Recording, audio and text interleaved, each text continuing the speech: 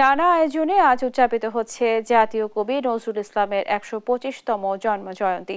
সকালে ঢাকা বিশ্ববিদ্যালয়ের কেন্দ্রীয় মসজিদের পাশে তার সমাধিতে পুষ্পস্তবক অর্পণ করেন সংস্কৃতি প্রতিমন্ত্রী বেগম নাহিদ ইজাহার খান।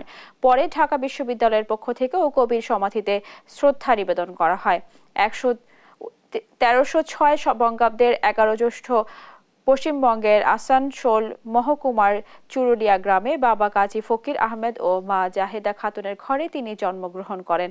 কাজী নজরুল ইসলামের জন্মবার্ষিকী উদযাপন উপলক্ষে আলোচনা ও সাংস্কৃতিক অনুষ্ঠান সহ দিনব্যাপী নানা কর্মসূচি গ্রহণ করা হয়েছে। তার স্মৃতি বিজড়িত ত্রিশালের দরিরামপুর নজরুল একাডেমি মাঠে বই মেলার আয়োজন করা হয়েছে। আমাদের জাতীয় কবি নজরুল ইসলামের ১২৫তম জন্মবার্ষিকী এবং আজকে আমরা প্রথমেই সাংস্কৃতিক মন্ত্রণালয় থেকে, এটা আমার প্রথমবার আসা, ওনার মাজারে জিয়ারত করলাম, ফুল দিলাম।